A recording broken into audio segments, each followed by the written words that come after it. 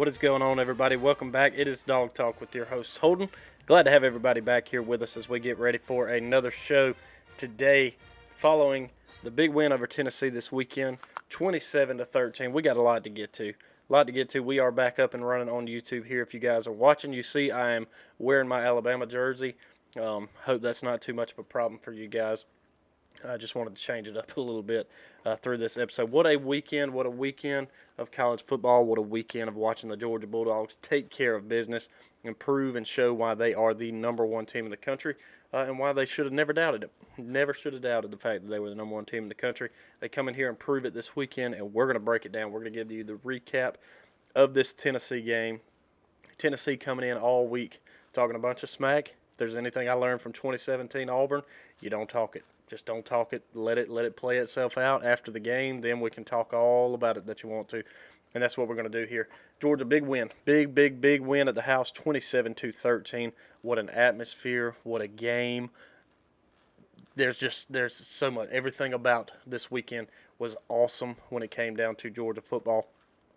So we're going to dive into that. We've got some other really big games to talk about. Obviously, there were some much bigger games outside of just the Georgia-Tennessee game that happened this weekend. There's a lot of college football playoff contending teams that did not defend that. There's some teams that didn't look all that great, but there's one thing and there's one team that did, and that's the Georgia Bulldogs. AP poll has not yet come out, which, again, you guys probably don't care about it anymore because it really doesn't matter. College football playoff poll that comes out every Tuesday, I think it does. Maybe it starts coming out on Sundays. I feel like it stays on Tuesday for a little while, though. It's going to be coming out, and that's the one that everybody will pay attention to. I still like to look at the AP poll anyways, but I foresee Georgia staying at the top of all of this. There's no reason, even in the college football playoff poll, that Georgia won't jump Ohio State, especially after they looked against a 1-7 Northwestern. And you can say, yeah, but Georgia didn't look all that good against Kent State. Okay. Georgia didn't look great against Missouri. Granted, Missouri has turned things around. It's starting to look a lot better. But the thing I'll say to that is this is week 10. This isn't week 3. This isn't week 4. What week did we play those teams? Week 4 and 5? We're 5 weeks removed from that. From this point on, you don't need to struggle with a team. There's no reason this late in the season you should be struggling. At this point in time in the season, it's time that you put up or you shut up. That's all there is to it. You get into these games against lesser opponents or what have you, you have to show up in these games and show out.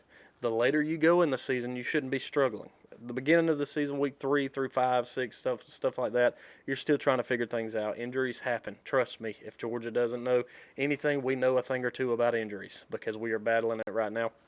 But we're not going to make that excuse. We're going to continue to roll week in and week out, and that's all you can do. It's all you can do week in and week out is just go through the guys because it's that next man up mentality, and that's exactly what happened in this game. There was an opportunity for Georgia to lay back a little bit, not to look as good, especially on defense with the guys that they lost, but they didn't do that. Did not do that at all. Some young guys stepped up and showed out in this game. A lot of guys stepped up and showed out. So glad to get to it. Off the top, make sure you guys follow us on Twitter at DogTalk20. You see it up there in the corner. Again, back on YouTube. Glad to be back up and running here.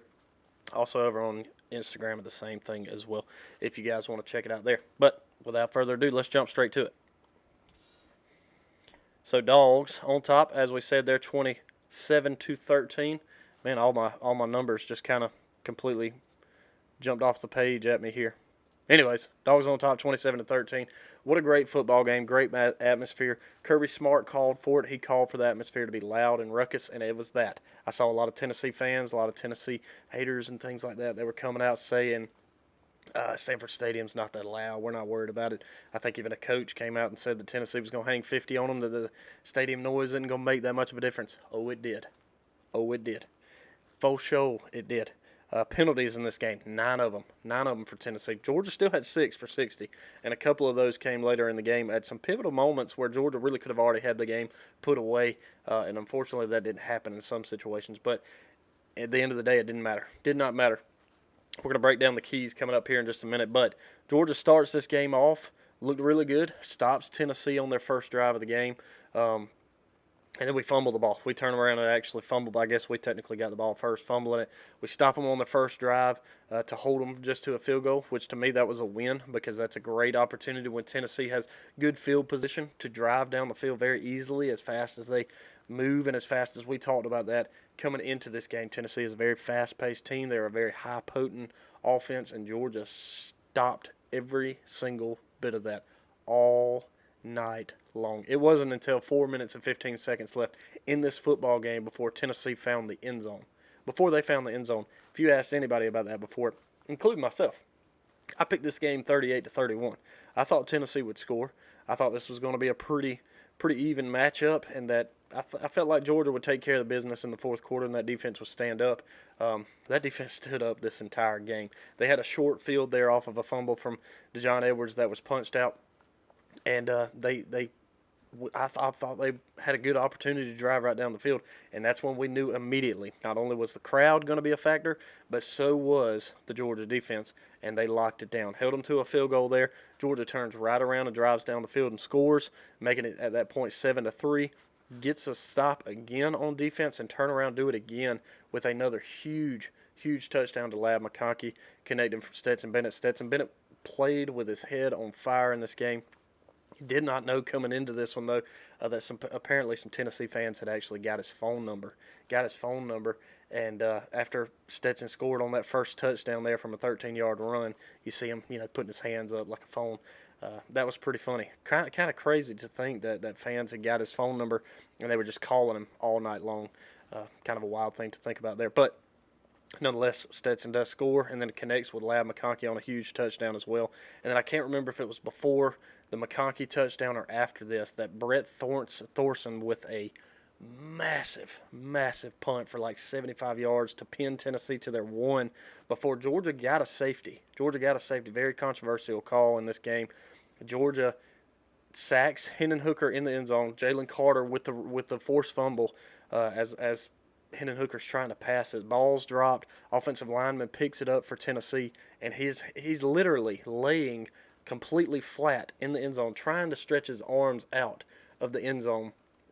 Knees are on the ground, hips on the ground, elbows on the ground, everything, and the ball falls out of his hand and rolls to the half-yard line, and Tennessee, another offensive lineman falls on it there for Tennessee to have it at the half-yard line. And instead of it being a safety and Georgia getting the ball back with a kick there, it didn't matter. They still had to punt it, but that still would have been 2 more points. So I do say at the end of this game, you still give Georgia 2 more points, 29-13, because there's no way that wasn't a safety. No, absolutely no way. But in the end, luckily, it didn't matter. That was a fear. Sometimes calls like that, they come back to bite you. But again, you can't make the excuses. You still have to be able to score one way or another, regardless of what's happened with the old white and black zebras sitting out there. So luckily, again, didn't matter. And again, I can't remember if that was right before Lab McConkey. I think it may have been right before that pass to Lab McConkey where he absolutely just stunned it on a dude. Ran right past him, wide open in the end zone for an easy 37-yard touchdown pass from Stetson Bennett. At that point, puts us up 14-3. And then we drive right back down the field after stopping them again. Actually, I think this was after a Keely Ringo interception. We drive right back down the field and score with a touchdown pass from Stetson to Marcus Rosen and Jack Saint right over the middle of the end zone. And at this point, 21-3, it was on. The thumping was on, and it could have got a lot worse. For Tennessee. That's all right there at the start of the second quarter. At that point, 14 minutes left in the second quarter, just starting the second quarter. Dogs are up 21-3, thrashing Tennessee. Tennessee that came in here as the number 1 team in the country, quote unquote, which I think everybody in Dog Nation, anybody listening to this, Georgia was the number 1 team in the country coming into this. Even the AP poll, they knew it. The College Football Playoff Committee, I think they owe Georgia an apology. I really do, because they not only did they drop Georgia to 2, which again, everybody's going to say this right now. Rankings don't matter now. They don't matter until later. They're about to start mattering. Where Tennessee drops after this week will matter for the rest of the season. If the top 4 teams in the country, and Tennessee's not in that top 4, win out for the rest of the season, now granted, you're going to have an Ohio State and a Missouri or a Michigan that have to play one another. Some of these games are going to make themselves, it's going to matter. But let's just say, and this is coming away from the game for a second, let's just say you have a second-ranked Ohio State and a third-ranked Michigan play one another at the end of the season. It goes down to the wire, a 28-31 football game at the end of the game. Do you think that's enough to keep Michigan out of the playoffs and not drop them 1 spot? That's enough to put a Tennessee back in? I don't know. But this is something that's going to matter. If Tennessee only falls from 1 to 4, and they win out, and Georgia wins out, you're looking at, you got to put them in. Even though at this point, as long as Georgia wins out, you'll play in the SEC championship game. But I don't know. There's a lot of questions to be answered from there. And does the rankings matter? No. But it was disrespectful to me, at least. It felt that way. Not only to be moved from 1, as the AP poll had us, all the way down to 3rd, below Ohio State, who to me has proved nothing. Nothing. I don't care what the eye test says. Coming into this, Georgia had a couple of rough games early in the season. They've picked it up since then, and they've been rocking and rolling for the past couple of weeks. And I had a guy tell me, oh, well, they didn't look very good against Florida. We looked great against Florida. There was one quarter in that entire game that Georgia might have not looked all that great, and defense started letting Florida back into the game. But by the fourth quarter, we shut it right back down and still beat them by 3 touchdowns. 22, actually, so a little bit more than that. So that was one quarter in an entire game. It wasn't an entire game where we're sitting there down to the wire like we did against Missouri, and it took down to the end of the game before us taking a lead. No, I'm not going to act like that game was that close, because it wasn't. But back into the Tennessee things here. Georgia at the half, they do drive down, and right there at the end of the half, we do kick a field goal to go up 24-6. And then from that point on, starting into the third quarter, it really started, the weather changed a lot. It started raining a lot, and I really feel like Kirby called the Dogs off. I still think we could have tried to push to drive downfield, but you're up 24-6 on a team who has the number 1 scoring offense in the country. Let it sit. Let it sit. And then from that point on, Georgia went to the ground, and we grinded it out for the rest of the game. For the rest of the game, we just kept running it down their throat. Didn't have to throw it much. Into the fourth quarter, it stopped raining. And that was an opportunity, and Tennessee took advantage of that and started to drive down the field again in the fourth quarter. But I also saw a tweet from a guy that said, I'd love to see this game without the rain, and let's just see what Tennessee does then. I don't think that matters, buddy, because before the rain, again, it's 24-6. 24-6 at one point. Georgia has the lead in this game without it raining. So I don't know that this game doesn't get a lot worse for Tennessee had that not happened, because Georgia's defense was doing their job all night long. In the end, we turn it down again. Another touchdown, or another field goal, from Jack Pod there right before the fourth quarter, 27-6, and then took 4 minutes and 15 seconds left in the game before Tennessee finds the end zone on a Jalen Wright 5-yard touchdown, making it 27-13, and that was it. That's all she wrote. Georgia was able to run out the clock there for the rest of the game, and defense was able to stand up and hold up. I know just before this game, this line had actually moved all the way. I think it came out close to 9, 8.5 or 9, something like that last week, Sunday this time last week. And then the line I saw drop as far as 7.5 the day before the game on Friday. And I was like, well, things are changing. But nonetheless, still like 94% of the money was on Tennessee. Everybody was taking Tennessee, everybody. And I don't know what it is, but Vegas always knows something. They always know something. And so much so, when I woke up on Saturday, the line moved all the way back up to 9. All the way back up to 9 overnight. And that's because of a couple of big guys coming in with the money. But regardless, in this game, again, I picked it 38-31. Thought it would be close. I didn't want to take any kind of a line on it as far as the line goes, just because I was nervous to see exactly what would happen with this game. And again, I thought it'd be a little bit closer, so I wasn't worried about that. But Vegas knew it. Obviously, you end up winning by 2 touchdowns. And Vegas, hey, they made their money back. They're not going to lose money. Looking here, the AP poll did just drop, and I do want to look at it just because the AP to me does matter somewhat in connection with the college football playoff polls. Sometimes they're pretty close. They were a good bit off last week, but here's where we stand on the AP poll as it just drops. Georgia at the top as expected with 62 of the votes. 62 out of the 63 there. Only 1 vote going Ohio State's way. They do have Ohio State at second, Michigan third, TCU at 4th, Tennessee 5th, Oregon at 6th, creeping their way up there, and then LSU 7, USC 8, UCLA 9, and Bama falling down to 10, with Ole Miss being right behind them, and that's a big game this weekend, 10 and 11 coming up. We'll talk about it when it comes. Clemson falling all the way down to 12th, finally, because again, don't think Clemson has been all that good of a football team this year. Their defense seems to be pretty decent every week. This week they were not, but their offense never gets the ball moving. Their offense is not a good football team. It's not a good unit on their football team this season, and that goes to prove it there. So Dogs back on top again through the AP poll. Excited to see that.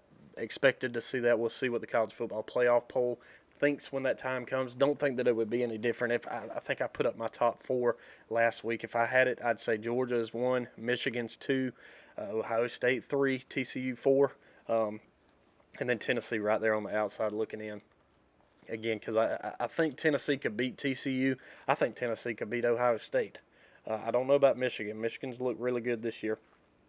So that was kind of one of those things. I was not too sure how that would line up. But AP poll-wise, that's the way things line up there. So that's it. That's at least one kind of fun thing to see if you care about the AP poll, which mattered this past week because they're the only team or the only unit as far as a poll and ranking system goes. They got it right with Georgia. Georgia being at the top, they knew it. They put it out, kept it that way, and they're keeping it that same way this week. Almost unanimous in that for it. So, again, Dogs on top, 27-13 in this game. What a good football game. Let's kind of look at some of the guys in here. Georgia finishes the game 387 total yards.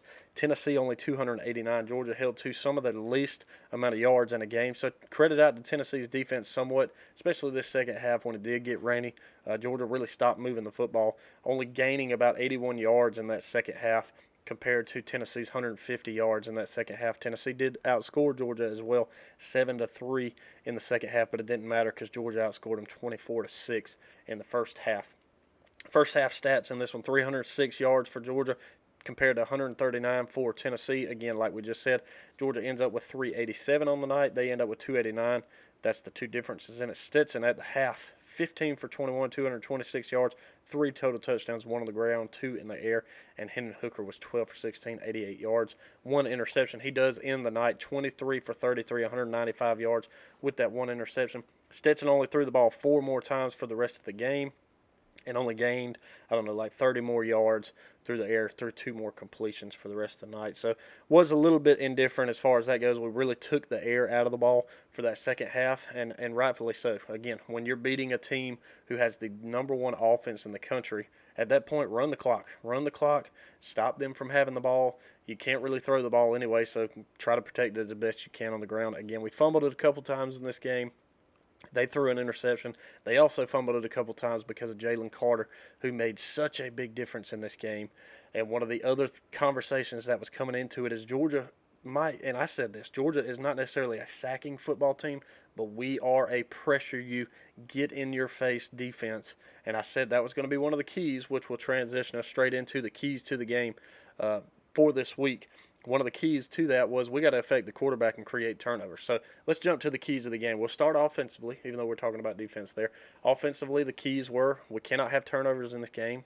Didn't look all that great in that. Again, we turned the ball over 3 total times in this game. So that one's not really great. But converting third downs, did a great job at that. Our third down conversion rate, let's see. I had all my numbers pulled up here. Let me get it pulled up. Give me just a second, guys. So unprofessional not having all your information up there, Holden. Way to go, guy. No, just kidding. All right, third down efficiency, we're 7 for 12. So we did very good on that. We were better than 50% on the night. Holding Tennessee only to 2 for 14. So did very good. We did not have to go for fourth down in this game at all, which Georgia keeps that 100% record going on fourth down efficiency. They did go for it 5 times. They were successful 3 times out of that. So pretty successful third down wise for Georgia, which was good. Tennessee was successful fourth down wise. So we did convert down those third downs, and we kept chopping. We ran the ball in this game for 130 yards on a team who stopped the run pretty well. Again, throwing the ball 257 yards. So I think we did all those fairly well, minus the turnover side of things. Defensively, and this was a huge one. And this goes to our key and also really our players of the game is the defense of Georgia to come into this game and do what they were able to do. I said we got to affect the quarterback. We did it. We did it something serious at that point too. It wasn't just we can get in his face. No, again, that was a conversation coming into it. Georgia's not really sacking anybody. We come into the season so far, 10 sacks on the year. 10 sacks on the year. We sacked Hendon Hooker 6 times in this football game. 6 times. That's 60% of what we've been getting through the rest of the season before now. So 6 times, 8 tackles for loss. So we did our job as far as getting in the face of Hendon Hooker, affecting the quarterback. He wasn't able to run all that effectively on us either. Did a great job of that. Again, 6 sacks, 8 tackles for loss. A couple of these guys getting those sack numbers in there for sure. Javon Bullard having 2 in this one. Jalen Carter with the 1. Gets the 2 forced fumbles as well. Chaz Chambliss, he's in there for a couple of tackles for loss as well. Jamon Dumas-Johnson, Trayvon Marshall, Warren Brinson, all of these guys getting in on the action of sacks. What a great game. Malik Starks does lead the charge again with 10 total tackles in this game. Javon Bullard, all 7 of his come solo, 2 of which are sacks, obviously tackles for a loss. Lighting it up. Keely Ringo looked good as well. Great tackling. Also great coverage. Great coverage by him. I saw where post-game coverage, Kirby was saying that Keely actually reached out to him and said he wanted to meet with him and said that he wants Hyatt. He wants Hyatt's number. I want number 11. I want to be able to cover him. And Kirby had to tell him, hey, I'm not saying that you won't be on him, but that's not our game plan. Let us get a game plan together, and we'll go from there on determining where we need you. And everybody bought into that. So credit out to Keely for listening and doing what he needed to do on that. Just listening to Kirby, because Kirby knows. Kirby knows, and we've learned that through the years. Just listen. So we affected the quarterback, did that great, created the turnovers, which we needed to do. We were elite, especially in that secondary. I said coming into this one, we have to be elite, because if you're gonna win this game, you got to be elite. So that's all there is to it. That's how we turn out. Not so great offensively on the no turnover side of things, but we converted the third downs. We kept chopping, and then you look on the other side defensively. We affected the quarterback. Very, very much so did we affect the quarterback, create the turnovers, and we were also very, very elite. Again, holding the top team in the country as far as offensive stats and things of that nature go. We did a great job at it. Great job holding them just to 13 points in this football game. 1 touchdown, which again came with less than 5 minutes left to go in this game. What a football game. Again, 38-31 was my prediction. Don't come close on it, but trust me when I say I'm A-OK on this football game. Your stat leaders, Stetson, we talked about him. Kenny McIntosh led the charge on the ground, 52 yards on the ground. Stetson had that one rush for 13 yards and a touchdown to John Edwards, 46. Did actually see Kendall Milton back in this game as well, so nice to see that he's starting to get some reps back up and get it building as well. Lab McConkey leads the charge through the air, 94 yards with a touchdown. Kenny Mack, 57 yards, no touchdowns. Arian Smith with that huge 52-yard grab. He was key. Again, I think he's one of the fastest guys in college football. Definitely one of the fastest guys on Georgia's football team, if not the fastest. So seeing him get healthy and back in this football game means a lot too. Glad to see that as well. Marcus Rosemary, Jack Saint, he goes 20 yards in this game as well. Brock Bowers, 27. Marcus also had that touchdown across the middle there. So great football game. Great football game. Georgia did their job. We were elite.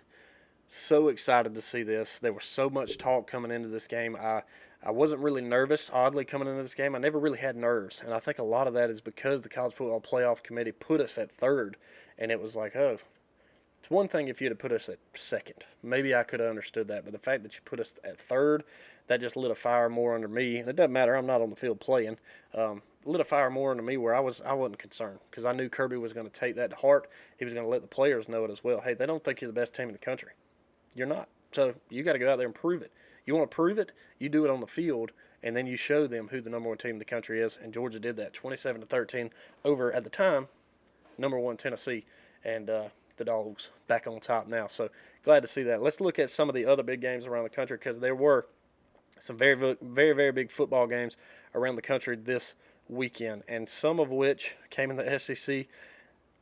We're going to go through the SECs first. Liberty takes care. Liberty was whooping Arkansas at one point in this game, but they end up winning 21-19. Arkansas couldn't get the 2-point conversion there at the end of the football game. Liberty wins 21-19.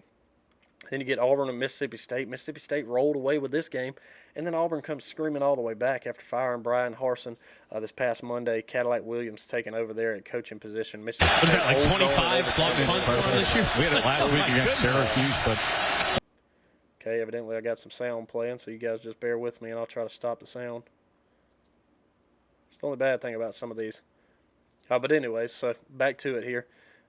Kentucky, Missouri, that was another pretty tight one there. Kentucky holds on in the end as well to win it 21-17. Florida absolutely dominating Texas A&M. Granted, Texas A&M was without a lot of their players due to the flu. Hopefully that's something that doesn't jump up on Georgia. I know Georgia, and Kirby even said in the postgame, he had 2 guys come up to him yesterday morning, and they actually tested positive for the flu.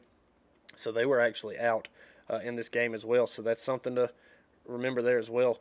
hopefully moving forward, I mean, my wife has been dealing with it for a couple of weeks now. She's been sick. So hopefully that's not something we have to deal with moving forward, because that can hurt you. When you start to get some pretty important guys who are down and out or can't really play, and again, they're important to the team. Say a Stetson Bennett, say a running back, say some of these big guys, Jalen Carter, Jamon Dumas-Johnson on defense. All of a sudden, that hurts you a lot. But it's next man up again. You have to get in there and be able to play.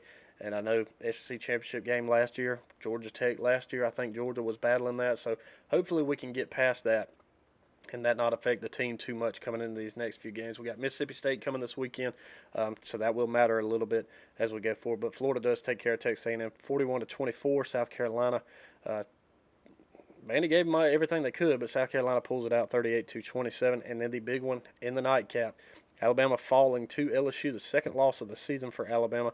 Their playoff hopes dashed. I don't know how in the world they could get back in unless just everything goes wrong in the top five for them to jump all the way back up from 10th into this. LSU surprised me. I'll give them that credit. They did surprise me because I did not think they were worthy of being ranked in that 10 spot. After beating Ole Miss, I mean, I don't know. Ole Miss is still a pretty decent football team, but I don't know that really impressed me all that much. Just seeing kind of some of the way that Ole Miss had to play, so I was a little surprised by it. But they took care of business. And sadly enough, Bryce Young is a very good football player, but he has nobody to throw the football to. Nobody. And I think that's the difference in this season for Alabama. Unfortunately, it's going to go down that way. LSU winning that one in overtime, 32-31.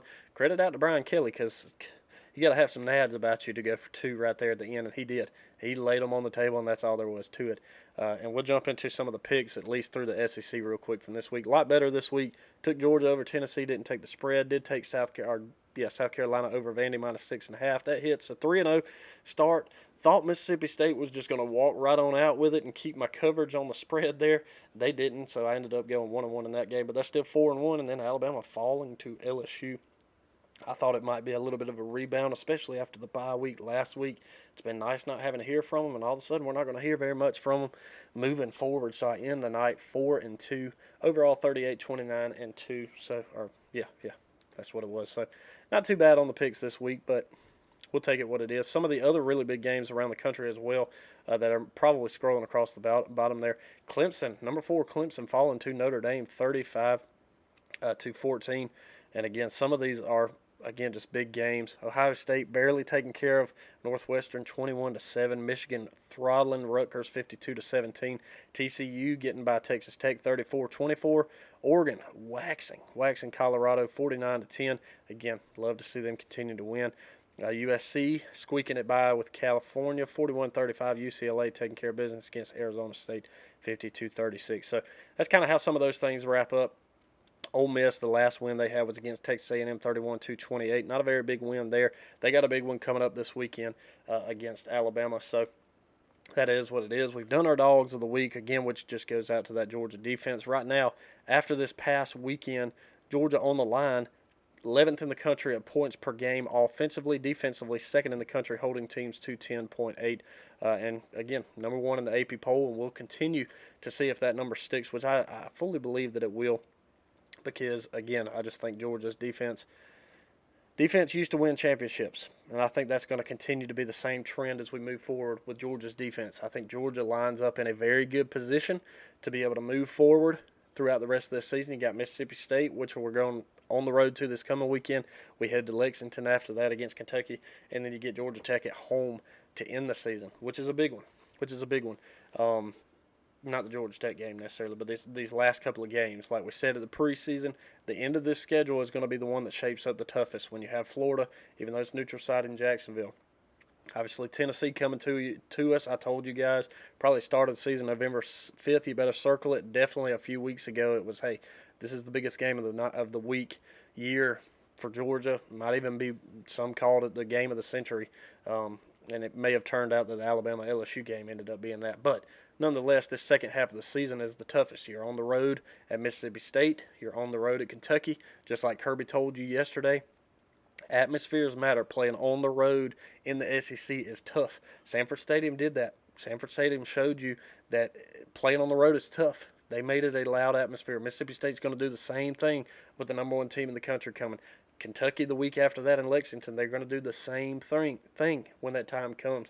So we have to come and we have to be prepared. I don't have any doubt in my mind that Kirby's going to have these dogs ready, and I'm looking forward to that. I'm excited, looking forward to see what Georgia can do throughout the rest of the season. Again, I appreciate you guys being here and listening. Make sure you guys follow us on Twitter at DawgTalk20. Again, we're back up on YouTube. Make sure you guys like the video if you're watching. I appreciate it, and subscribe. Some of the other things, make sure you guys give us a 5-star review there on Apple Podcasts or wherever you listen. Support the show if you want. The link is in the description as well. We are also on Instagram if you guys want to check us out there. Other than that, appreciate you guys listening. We'll check in with you guys as we get prepared for Mississippi State later in the week. Go Dogs.